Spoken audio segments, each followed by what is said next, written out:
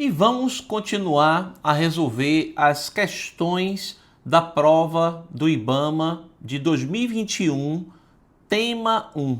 Lembra que eu cheguei a comentar que nós vamos resolver também as questões da prova do tema 2 e do tema 3, que contemplem os conteúdos de proteção, conservação, monitoramento e qualidade ambiental. Lembrando que a prova do tema 1, lá em 2021, foi o tema de licenciamento ambiental. Então, as questões que nós estamos resolvendo, vamos começar a resolver as questões de 65 até a 71 nesta aula. E aí vamos fazer os comentários devidos e é claro que a partir disso você aí consegue ter um conhecimento prático da prova. Então, vamos dar continuidade, nós vamos resolver as outras questões também, essa prova integralmente, e estamos gravando, vai aí nos acompanhando. Então, vamos para a questão 65, o enunciado. Desde o advento do Código Florestal, é vedada a realização de novas atividades de carcinicultura nas áreas de apicuns, salgados, dunas e falésias. Vou ler novamente. Desde o advento do Código Florestal, é vedada a realização de novas atividades de carcinicultura nas áreas de apicuns, salgados, dunas e falésias. Lembrando que a carcinicultura é a criação de camarão. Criação de camarão, carcinicultura. E a gente sabe que o processo de carcinicultura tem assim um impacto gigantesco, porque geralmente essa criação de camarão ela se dá nas áreas de manguezal, área de mangue e apicuns. E aí nós temos um impacto ambiental muito grande, porque muitos desses criadores não têm os processos devidos de tratamento, porque o que acontece? Ele faz uns tanques naturais, um tanque natural não, né? Um tanque artificial. Faz uns tanques artificiais próximos à área do manguezal, ele utiliza essa água, então ele puxa a água para esses tanques artificiais, feito no solo mesmo, na terra. É um tanque escavado, né? Tanque escavado. A maioria é assim. Eu já visitei, inclusive, vários desses projetos e muito difícil, inclusive, de licenciar, porque eles não conseguem cumprir com o mínimo das questões ambientais. E aí ele puxa toda essa água tá lá, criação de camarão, o camarão vai crescendo, joga ração e todo aquele processo natural, como se cria também peixe. E aí a água, ela deveria ser tratada, né? Porque essa água que está com o camarão, ela se torna um efluente. Então ela deveria ser tratada para retornar ao mangue, ao apicum, retornar a esse estuário. Então o que acontece? Isso não ocorre, isso não acontece. Às vezes eles colocam os filtros, mas os filtros filtra partículas sólidas grandes, não filtra material orgânico, né, que é gerado em quantidade e que, na verdade, esse tipo de material orgânico ele pode ser um contaminante naquele ecossistema. Porque ele não tem, na verdade, uma população de camarão, e às vezes aqueles camarões são exóticos, não pertence, inclusive, àquele ecossistema, e aí acontece a fuga desses animais. Esses animais exóticos, invadem o ecossistema, trazem desequilíbrio ecológico. Então a gente tem assim grandes problemas com esse tipo de criação de camarão, certo?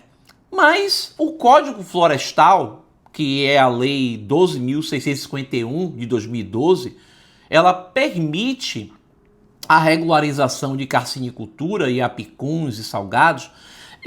As áreas de apicuns são áreas próximas ao manguezal, é uma área bem próxima ao manguezal, mas a gente vai ver assim uma área com muita areia, não tem assim aquela vegetação de mangue, aquelas plantas maiores, elas não estão presentes nos apicuns. O que está muito presente nos apicuns são halófitas. E essas halófitas são plantas que têm uma adaptação também ao meio salgado, porque tem assim uma salinidade muito alta o local, porque a gente tem que lembrar essa área de mangue, de apicum, salgado, como se chama, é uma área onde você tem o rio, né? Então tem a água do Cícula, a água do rio, mas só que o mar ele invade. Então quando o mar ele invade essa área, ele salga, né? Então deixa a água salobra. E claro, né? A água vai entrando com a questão da maré, né? Então a maré sobe, entra essa água salgada, e com essa água salgada ela vai salgando o local e vai tornando o local muito salgado. E claro que os animais e as plantas que estão ali têm que ter uma adaptação para aquela área. Então essas halófitas, por exemplo, elas são plantas. Eu vou colocar aqui a imagem aqui, ó. Olha a imagem aí de halófitas. Pronto, para poder a gente não ficar bem perdido.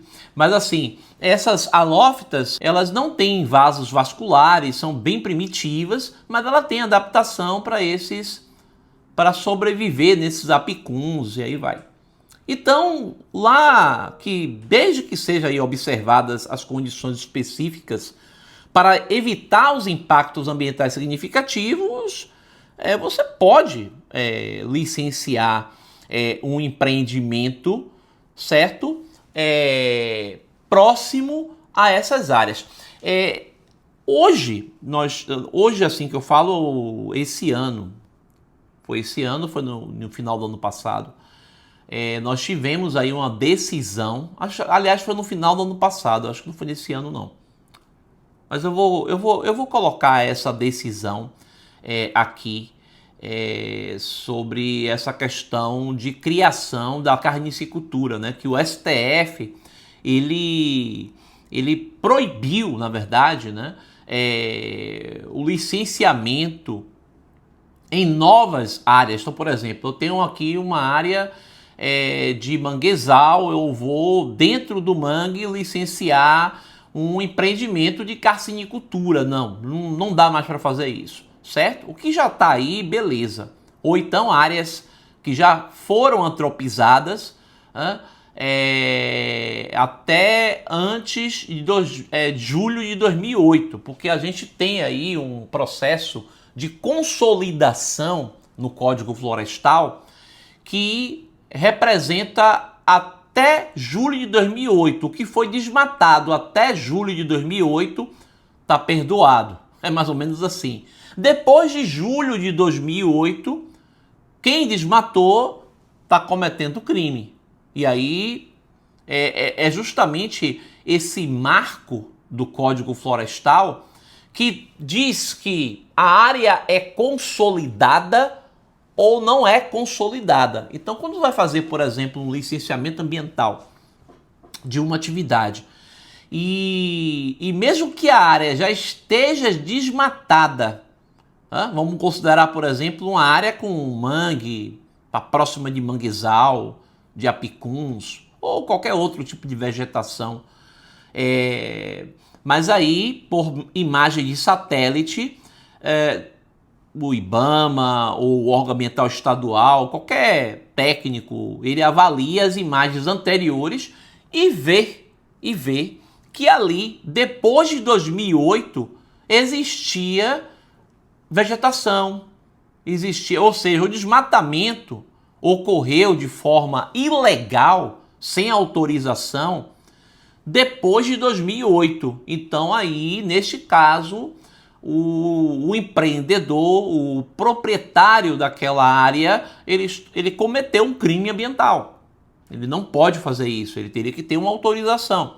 Agora, se fez antes de 2008, julho de 2008, aí está perdoado, é a questão do marco aí do Código Florestal, que inclusive o pessoal estava lá no Congresso tentando aumentar esse marco para 2015, se não me engano. Ou foi 2020?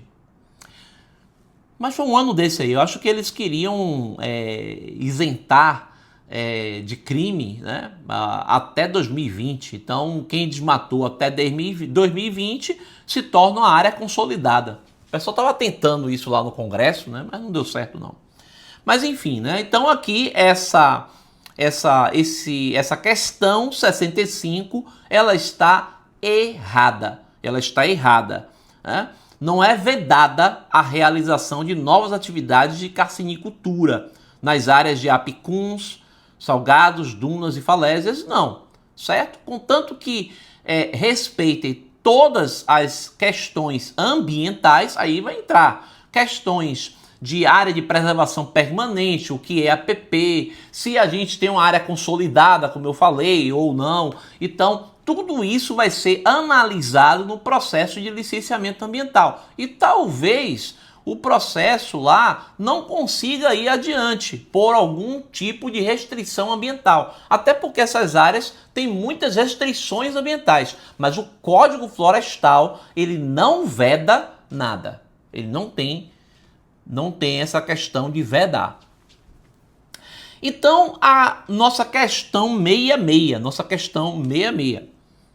As áreas de apicuns caracterizam-se por conter solos hipersalinos em regiões entre marés superiores, inundadas por marés de cisígeas. Essas marés de cisígeas são marés relacionadas às fases da Lua. Então, quando você tem a Lua cheia, aí você tem aí, né, uma alteração da maré. Então, é chamada de maré de cisígeas. Com salinidade superior a 150 partes por mil. Né? Então, de 150 partes por mil. Superior a 150. Nas literaturas falam superior a 100, superior a 150. Isso aqui era uma coisa que a gente teria que realmente estar lendo sobre os biomas e ecossistemas. É por isso que eu vou fazer uma aula específica, até porque está também lá no programa, né? No conteúdo programático. Então vamos fazer uma aula específica falando aí detalhadamente dos biomas e ecossistemas, certo? Então, deixa eu ler novamente aqui que eu acabei me perdendo.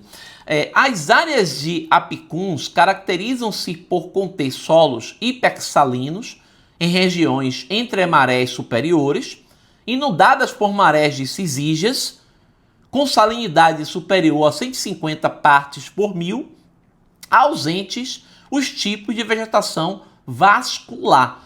Então, estou colocando novamente aí na tela a imagem das áreas de apicuns e essas áreas não apresentam vegetação com sistema vascular. A vegetação com sistema vascular são aquelas plantas superiores. São as plantas que têm os vasos lá, xilema e floema. O xilema que conduz a seiva bruta, o floema que conduz a seiva elaborada. Então, aquela coisa básica que a gente aprende em biologia, tanto lá no ensino fundamental como no ensino médio. E, claro, quem não é biólogo deve lembrar aí desses temas. Mas aí só para poder a gente não se perder, né? Então nós temos essas plantas superiores, que são os grupos de gimnospermas e angiospermas. Então as gimnospermas e angiospermas, né? E elas apresentam aí esses vasos condutores de seiva. Então são as plantas vasculares, e no caso as plantas avasculares, como é o caso aí que eu falei das halófitas, que são bastante específicas aí desse tipo de ecossistema dos apicuns. Então é correto essa 66, certo? A gente sabe que tem altos teores de salinidade por causa da entremaré. A maré sobe, ela invade a área, salga, né? Então você tem aí uma característica desse ecossistema. A questão 67. As atividades econômicas no âmbito da zona costeira sujeitas ao licenciamento ambiental somente poderão ser exercidas por até 5 anos, prazo prorrogável por igual período, exceto no caso de empreendimentos de ecoturismo ou turismo rural que não ofereçam riscos à saúde ou integridade das pessoas. Olha, esse negócio de prazo, né? As atividades econômicas no âmbito de zona costeira sujeitas ao licenciamento ambiental somente poderão ser exercidas por até 5 anos, por prazo prorrogável. Não tem isso, né? Não tem essa característica, dizer que atividades econômicas no âmbito da zona costeira. Olha, no processo de licenciamento ambiental, nós sabemos que existem prazos para a licença de operação da atividade, e que inclusive esse licenciamento de operação ele pode variar bastante, porque vai depender muito da atividade, do órgão ambiental que vai dar essa licença. Então não é algo assim definido, porque tem lá na legislação que LO, licença de operação, pode ser até 10 anos, por exemplo. Você pode até ter uma LO de 10 anos, mas ninguém dá uma licença de operação de 10 anos, pelo menos eu nunca vi isso, né? Então geralmente o pessoal dá licença de operação de 4 anos, 5 anos, até 6 anos eu já vi. 6 anos de licença de operação, mas na maioria dos casos a licença de operação é de 3, 4 anos, 5 anos, certo? Então é uma margem de segurança, porque o objetivo da licença de operação é, no momento da operação do empreendimento, a gente avaliar nesse processo de licenciamento se o empreendimento está cumprindo com as regras ambientais, se o impacto ambiental que foi levantado, ele está sendo mitigado, se aquelas formas de monitoramento e mitigação estão sendo eficientes. Então tudo isso vai ser avaliado para solicitar a renovação da licença de operação. Então se eu der um prazo muito longo, fica difícil, porque talvez, por exemplo, se eu der uma licença de operação de 10 anos, complique. Pode ter danos ambientais irreversíveis que poderiam ter sido avaliados antes. Então, 3 anos, 4 anos, 5 anos é um bom período para se reavaliar o processo de licenciamento. Mas acontece que, o que está errado aqui? Ele fala as atividades econômicas no âmbito da zona costeira, como se na zona costeira tivesse uma especificidade de uma licença que tem que ser de 5 anos e depois prorroga por mais 5 anos, né? Que no caso ele está dizendo que prorroga por igual período, mas isso não é regra, não existe essa regra. principalmente para zona costeira. Qualquer atividade que seja licenciada, ela tem prazos definidos pelo licenciamento ambiental, certo? Então aqui não há previsão legal que limite em 5 anos a duração das atividades licenciadas na zona costeira. O prazo do licenciamento depende do tipo de empreendimento e das regras estabelecidas pelo órgão ambiental competente. É isso que nós temos aqui, certo? Então, questão 67 está completamente errada. A questão 68. O zoneamento ecológico econômico da zona costeira, que no caso é a ZEZOC, zoneamento ecológico econômico. Então, o que é um zoneamento? Então, para a gente aqui lembrar o que é o zoneamento. O zoneamento é zonear a área em pequenas áreas, delimitar em pequenas áreas, que cada área vai ter a sua situação, a sua predisposição, certo? Por exemplo, uma área ela pode ser uma área definida para uma área industrial. Uma outra área pode ser uma área de preservação, porque aqui tem muita riqueza ambiental, então aqui é melhor preservar. Aqui, essa outra área é uma área de conservação. Eu posso permitir algumas atividades, mas eu preciso conservar o meio ambiente aqui. Então aqui eu vou expandir para uma área residencial. Aqui é uma área de turismo. Então assim, o processo de zoneamento, então olha aqui, zoneamento ecológico econômico, né? O objetivo é justamente zonear de forma ecológica, de forma econômica, essa zona costeira, para que a gente tenha aí a famosa sustentabilidade, o famoso desenvolvimento sustentável. Então, o zoneamento ecológico econômico da zona costeira, a ZEZOC, elaborado conforme o estudo prévio de impacto ambiental e RIMA de novos empreendimentos, deverá indicar ao órgão licenciador todas as atividades causadoras de significativa degradação ambiental. Olha, zoneamento ambiental não tem nada a ver com EIA-RIMA. O zoneamento é um instrumento da Política Nacional de Meio Ambiente que tem como objetivo avaliar uma grande área e eu vou zonear ela para uma unidade de conservação, né? Então eu pego uma unidade de conservação, seja ela de proteção integral, ou seja ela uma unidade de conservação de uso sustentável, como por exemplo a APA, a Área de Proteção Ambiental. Então essa área, esse zoneamento, ele tem como objetivo avaliar as áreas que têm aí as suas características para receber atividades específicas ou não. E no caso, quando a gente fala aí de EIA-RIMA, o EIA-RIMA é um estudo de impacto ambiental e o relatório de impacto de meio ambiente, que tem aí o objetivo de avaliar a viabilidade ambiental de um empreendimento.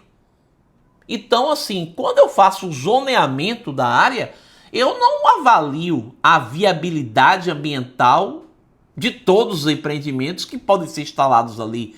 Eu não tenho um grande estudo. Isso aqui, por exemplo, não é a famosa avaliação ambiental estratégica. A avaliação ambiental estratégica, ela que também é um instrumento importante que a gente usa muito pouco aqui no nosso país. Na verdade, a gente praticamente não usa. Mas a avaliação ambiental estratégica, ela tem como objetivo isso, a gente avaliar de forma estratégica uma determinada atividade para crescer, para poder implantar naquela região e ver quais as possibilidades daquela região receber, por exemplo, aquela atividade em grosso, né, no grosso de empreendimentos. Por exemplo, a gente tem aí aqui o Nordeste, estados como Rio Grande do Norte, estado da Bahia, estado do Ceará, estado do Pernambuco, mas Paraíba, mas principalmente Rio Grande do Norte e Bahia, que são assim os estados que têm mais potencial eólico. Então aqui, esses estados, eles não têm assim uma avaliação ambiental estratégica para poder saber de forma estratégica para onde eu posso expandir essa energia eólica com menor impacto ambiental. E isso facilitaria no processo de estudo de impacto ambiental, o famoso EIA-RIMA, que é para cada empreendimento. Cada empreendimento, cada atividade que é considerada de significativo impacto ambiental vai fazer o seu EIA-RIMA, que não tem nada a ver com o processo de zoneamento, que é outro instrumento, é outra situação, é outro estudo, inclusive. Então aqui o zoneamento ecológico econômico da zona costeira, ZEZOC, elaborado conforme o estudo prévio de impacto ambiental e o RIMA, já está errado aí, de novos empreendimentos, deverá indicar ao órgão licenciador todas as atividades causadoras de significativa degradação ambiental. Isto é errado. Então, conseguimos partir aqui para a questão 69. É permitida a regularização de empreendimento de salina implantado anteriormente a 22 de julho de 2008, desde que localizado em área de apicum ou salgado, sendo condição que o responsável assuma, em termos de compromisso, a obrigação de proteção da integridade de manguezais arbustivos adjacentes ao empreendimento. E isto é correto. A regularização dessas atividades segue o previsto aí no Código Florestal. Qualquer atividade que esteja lá em áreas até de apicum, salgados, áreas salinas, tipo carcinicultura, mas isso foi implantado antes de julho de 2008, aí aquela história da área consolidada, já é uma área consolidada para o Código Florestal, então pode sim regularizar, faz a licença ambiental de regularização. Não tem licença ambiental anterior, foi feito de qualquer forma, o pessoal chegou lá, implantou, desmatou, sem autorização, sem nada, mas eu posso fazer uma licença ambiental de regularização, que isso está previsto, inclusive, certo? Nas nossas legislações, uma resolução CONAMA 237/97, a Lei Complementar 140 de 2011, e aí vai. Então a gente tem aí, está previsto a licença ambiental de regularização para regularizar o empreendimento. Então, contanto, claro, né, que tem um termo de compromisso, esse termo de compromisso no geral é proposto realmente no Código Florestal, né, que tem a obrigação de proteção da integridade dos manguezais arbustivos adjacentes ao empreendimento, e aí vai. É claro, então, correto aqui a questão 69. E a questão 70. O IBAMA deverá ser comunicado de incidentes envolvendo a poluição por óleo em águas marítimas, em decorrência de atividades em plataformas e suas instalações de apoio, para a tomada de providências e de fiscalização, somente se houver a impossibilidade de ações de salvaguarda da vida humana pela autoridade marítima e nos termos de disposições dos planos de emergência e de contingência. Olha, aqui está dizendo que se pelo plano de emergência e contingência, que são planos para portos, para plataformas, a partir desses planos, se o pessoal que estiver lá conseguir dar conta da contaminação, não precisa comunicar o IBAMA. Nós temos que lembrar que toda essa área marítima é licenciada, é de competência o licenciamento pelo IBAMA. E a competência do licenciamento é do IBAMA e de fiscalização também, já que a competência do licenciamento é também de fiscalização. Então, é claro que o IBAMA tem que ser comunicado. Qualquer situação, não tem essa questão de dizer, caso a gente dê conta, o IBAMA não precisa ser comunicado. Não, o IBAMA sempre tem que ser comunicado. Os órgãos ambientais envolvidos no licenciamento sempre tem que ser comunicado. E isso, claro, está até no plano de contingência. Então, no plano de contingência, nos planos de emergência, tem lá para onde ligar. Um dos primeiros fatores, claro, né, dos primeiros atos é salvaguardar a vida das pessoas, mas também comunicar os órgãos competentes, como é o caso aqui do IBAMA, porque está falando de plataformas marítimas. Plataformas. Então, as plataformas, elas são licenciadas pelo IBAMA, certo? Então, o IBAMA deve ser informado de qualquer incidente. Então, isso aqui está completamente errado. Completamente errado. Eu acho que isso aqui, na verdade, seria até intuitivo você identificar que está errado. A questão 71. As águas marítimas são aquelas que são submetidas à jurisdição nacional e que não são águas interiores, nos termos definidos da legislação vigente.